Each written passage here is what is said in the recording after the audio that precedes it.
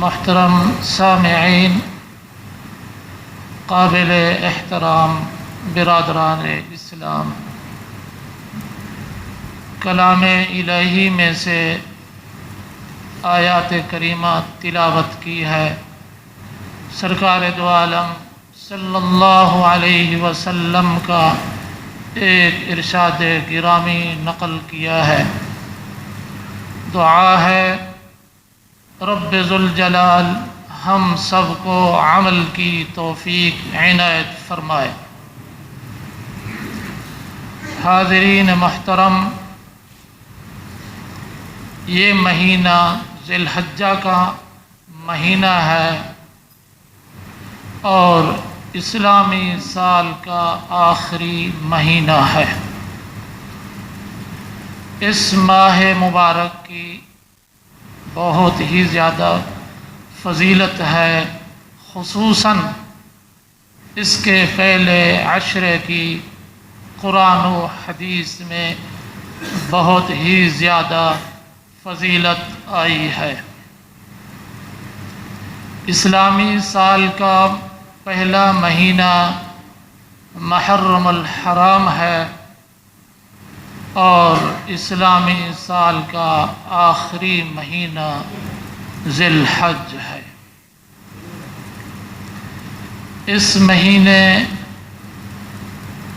میں بھی بے شمار قربانیاں ہوئی ہیں اور اسلامی سال کے پہلے مہینے میں بھی شہادتیں ہوئی ہیں۔ ذی الحجہ کے مہینے میں 18 ذی الحجہ سن 35 ہجری میں خلیفہ سوم سیدنا حضرت عثمان غنی رضی اللہ تعالی عنہ کی شہادت ہوئی۔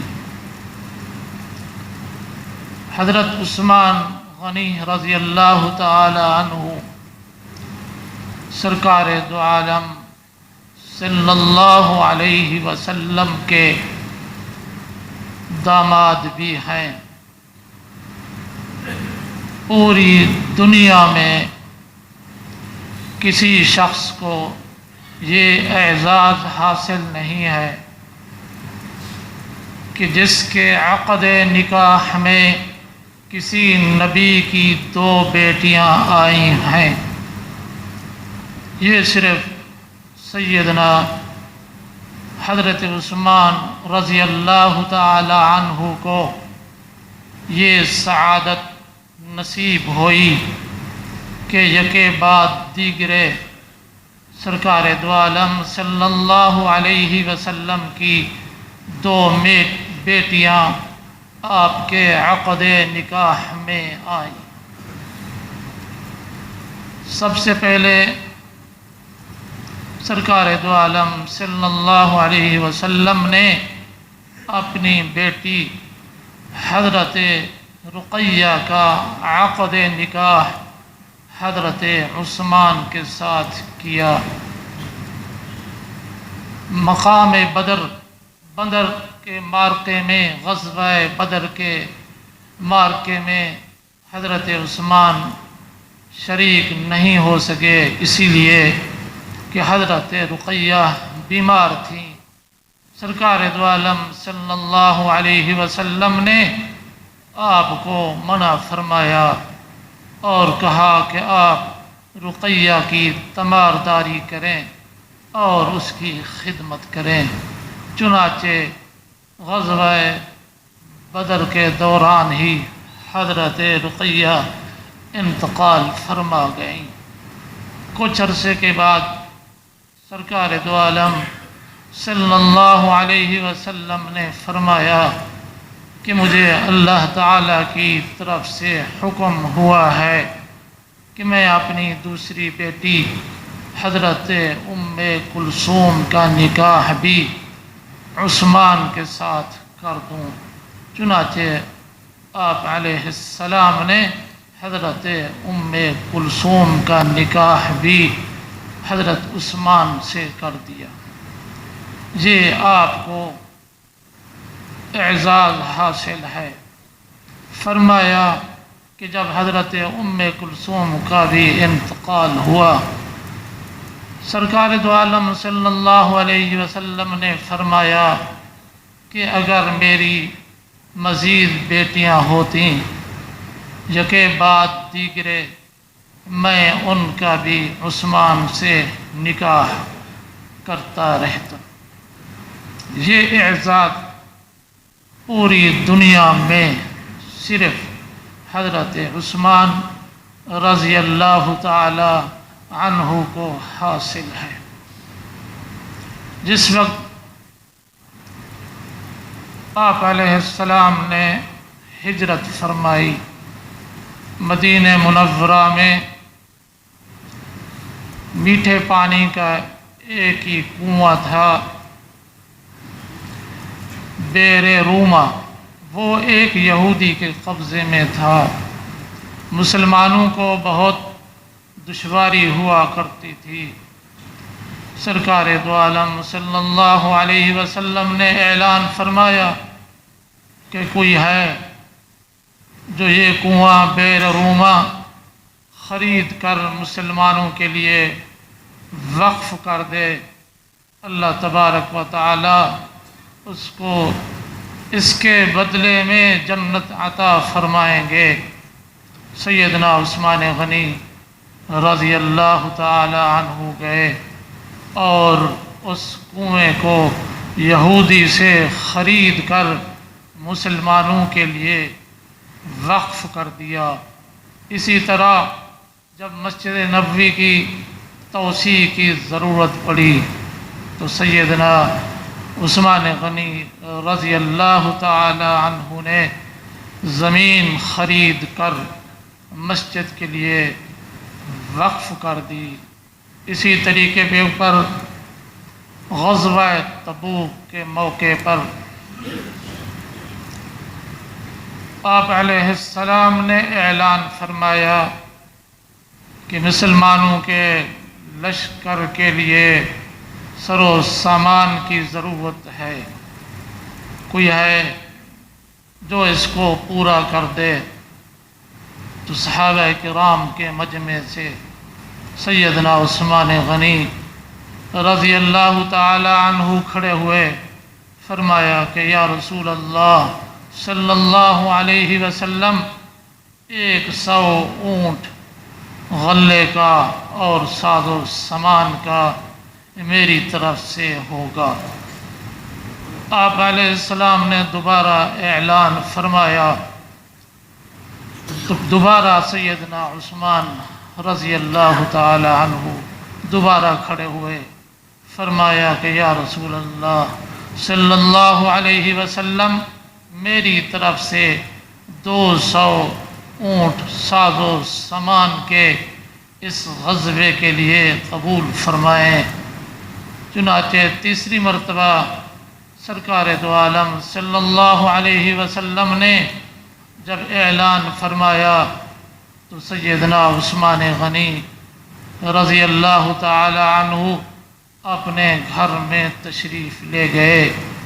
1000 اشرفیاں لا کر سرکار دو عالم صلی اللہ علیہ وسلم کے سامنے پیش کی۔ آپ علیہ السلام منبر پہ تشریف فرما تھے اور آپ علیہ السلام ان اشرفیوں کو کبھی ایک ہاتھ سے لیتے پلٹتے، کبھی دوسرے ہاتھ میں لے کر پلٹتے اور دعا فرما رہے تھے کہ یا اللہ میں عثمان سے راضی ہوں، یا اللہ تو بھی عثمان سے راضی ہو جا۔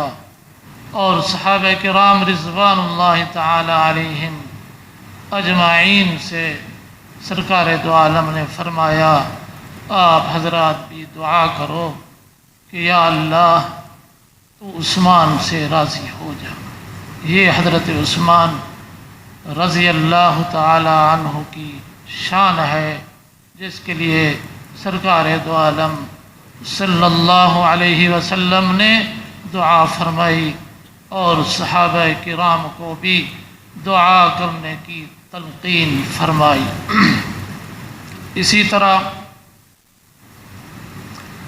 سیدنا حضرت ابوبکر صدیق رضی اللہ تعالی عنہ کے دور خلافت میں مدینہ منورہ میں قحط سالی ہوئی۔ اہل مدینہ بہت پریشان تھے اور حضرت سیدنا ابوبکر صدیق رضی اللہ تعالی عنہ کی خدمت میں حاضر ہوئے۔ سیدنا ابوبکر صدیق رضی اللہ تعالی عنہ نے فرمایا کہ انشاءاللہ شام تک اللہ رب الجلال کوئی بہتر فیصلہ فرمائیں گے اور اہل مدینہ کی مدد فرمائیں گے۔ فرماتے ہیں کہ سیدنا عثمان غنی رضی اللہ تعالی عنہ کا 1000 اونٹ غلے سے لدا ہوا مدینہ منورہ میں آیا اور اس کو خریدنے کے لیے شام سے تاجر آئے ہوئے تھے۔ انہوں نے بہت ہی زیادہ آفر دی، لیکن سیدنا عثمان غنی نے فرمایا کہ میں نے اس کو فروخت کرنا ہے، میں نے اس کو فروخت کرنا ہے جو سب سے زیادہ اس کی قیمت دے گا۔ چنانچہ جب انہوں نے بہت ہی زیادہ آفر کی اور زور لگایا تو فرمایا کہ میں آپ لوگوں کو گواہ کر کر یہ 1000 اونٹ جو غلے سے لدا ہوا ہے فقراء مدینے کو صدقہ کر رہا ہوں اور ان کے حوالے کر رہا ہوں۔ یہ تھے سیدنا عثمان غنی رضی اللہ تعالی عنہ، جنہوں نے بے شمار اسلام کی اور دینی کاموں میں معاونت کی، جس کے لیے سرکار دو عالم صلی اللہ علیہ وسلم نے ان کے لیے دعا فرمائی۔ حضرت عثمان غنی رضی اللہ تعالی عنہ کا نسب 5ویں پشت میں سرکار دو عالم صلی اللہ علیہ وسلم سے ملتا ہے، یعنی عبد مناف کے 2 فرزندوں میں سے ایک کی اولاد میں سرکار دو عالم صلی اللہ علیہ وسلم ہیں اور ایک کی اولاد میں حضرت عثمان اور ان کی والدہ عروہ ہے۔ آپ علیہ السلام کی پھوپھی ام حکیم بنت عبد المطلب کی صاحبزادی تھیں۔ یہ ام حکیم وہی ہیں جو آپ علیہ السلام کے والد محترم حضرت عبداللہ کے ساتھ جڑواں پیدا ہوئی، یعنی باپ اور ماں دونوں کی طرف سے بہت قریبی قرابت داری تھی۔ آپ کی ولادت واقعہ فیل سے 6 برس بعد میں ہوئی اور آپ علیہ السلام نے فرمایا عن طلحہ ابن عبید اللہ قال قال رسول اللہ صلی اللہ علیہ وسلم، فرمایا کہ لکل نبی رفیق و رفیقی فی الجنت عثمان۔ حضرت طلحہ بن عبید اللہ رضی اللہ تعالی عنہ فرماتے ہیں کہ سرکار دو عالم صلی اللہ علیہ وسلم نے فرمایا کہ ہر نبی کے کچھ رفیق ہوتے ہیں، ہر نبی کے کچھ رفیق دوست احباب ہوتے ہیں۔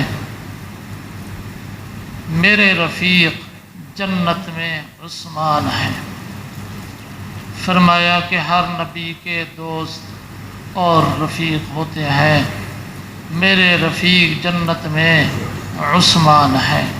اتنی بڑا اعزاز آپ علیہ السلام کی طرف سے سیدنا عثمان رضی اللہ تعالی عنہ کو میسر ہوا۔ بیعت رضوان کے بارے میں بھی قرآن مجید میں اور احادیث میں تفصیل آئی ہے کہ جب یہ خبر پہنچی کہ سیدنا عثمان رضی اللہ تعالی عنہ کو شہید کر دیا گیا تو 1400 صحابہ کرام نے سرکار دو عالم صلی اللہ علیہ وسلم کے ہاتھ پر بیعت رضوان کی، اور آپ علیہ السلام نے صحابہ کرام سے بیعت لی، اور آخر میں آپ علیہ السلام نے فرمایا عثمان یہاں موجود نہیں ہے اور یہ میرا ہاتھ عثمان کا ہاتھ ہے، عثمان کی طرف سے میں بیعت کرتا ہوں، یعنی عثمان کے ایمان کی میں ضمانت دیتا ہوں۔ جیسا کہ سورہ فتح میں ہے کہ لقد رضی اللہ عن المؤمنین اذ یبایعونک تحت الشجرہ فعلم ما فی قلوبہم، تحقیق کہ ان مومنین سے اللہ راضی ہو چکا ہے جنہوں نے آپ کے ہاتھ پر اس درخت کے نیچے بیعت کی ہے۔ اللہ نے یہ نہیں کہا کہ ابھی میں راضی ہوں بعد میں ناراض ہو جاؤں گا، فرمایا کہ نہیں، ان مومنین سے اللہ راضی ہو چکے ہیں اور جنہوں نے آپ کے ہاتھ پر اس درخت کے نیچے بیعت کی ہے۔ چنانچہ ایک مرتبہ سرکار دو عالم صلی اللہ علیہ وسلم نے فرمایا کہ عثمان، اللہ تبارک و تعالی تمہیں خلافت کی قمیض پہنائیں گے اور لوگ اس قمیض کو اتروانے کی کوشش کریں گے کہ آپ اس قمیض کو مت اتارنا۔ اگر آپ نے اس قمیض کو لوگوں کے کہنے پر اتار دیا تو اللہ تبارک و تعالی آپ کو جنت کی خوشبو تک نہیں عطا فرمائیں گے۔ چنانچہ باغیوں نے حضرت عثمان غنی رضی اللہ تعالی عنہ کو سب سے پہلے نماز جمعہ اور خطبہ جمعہ سے منع فرمایا، اس کے بعد امامت مسجد نبوی سے منع فرمایا، اس کے بعد آپ کو مسجد نبوی میں نماز پڑھنے سے منع فرمایا۔ 40 دن تک آپ کے گھر کا محاصرہ کیا اور 40 دن تک آپ کو کھانا پینا پانی تک نہیں بھیجا، اور اسی لیے بعض صحابہ نے پوچھا کہ عثمان جب تمہیں پیاس اور بھوک لگتی تھی تو کیا کرتے تھے؟ فرمایا کہ میں کلام الہی کی تلاوت کرتا تھا، اور یہی وجہ ہے کہ جب باغیوں نے آپ کے گھر میں دیوار پھلانگ کر آپ پر حملہ کیا، اس سے پہلے ایک بات یہ ہے کہ آپ نے خواب میں دیکھا سرکار دو عالم صلی اللہ علیہ وسلم کی زیارت ہوئی، اور آپ فرما رہے ہیں، ساتھ میں ابوبکر صدیق عمر فاروق ہیں، آپ فرما رہے ہیں کہ عثمان آج تم نے تیاری کرو، آج تم نے ہمارے ساتھ روزہ افطار کرنا ہے۔ چنانچہ آپ نے اپنی اہلیہ سے کہا مجھے کپڑے دو، کپڑے پہنے، اور اس کے بعد آپ تلاوت کلام پاک کر رہے تھے، یہ آیت پڑھ رہے تھے فَسَيَكْفِيكَهُمُ اللَّهُ وَهُوَ السَّمِيعُ الْعَلِيمُ۔ اتنے میں ایک باغی آئے، دیوار پھلانگ کر آپ پر حملہ کیا، اور آپ کے جسم کا جو خون تھا اس آیت کے اوپر گرا، فَسَيَكْفِيكَهُمُ اللَّهُ وَهُوَ السَّمِيعُ الْعَلِيمُ۔ اس طرح آپ کو بے دردی کے ساتھ مظلومانہ انداز میں آپ کو شہید کر دیا گیا۔ یہ آپ علیہ السلام کے بہت محبوب ترین انسان تھے۔ دعا ہے رب ذوالجلال ہم سب کو آپ علیہ السلام کی سنتوں پر اور آپ کے صحابہ کرام کے طور و طریقے پر عمل کرنے کی اور ان کے نقش قدم پہ چلنے کی توفیق عطا فرمائے۔ آخر دعوانا الحمد للہ رب العالمین۔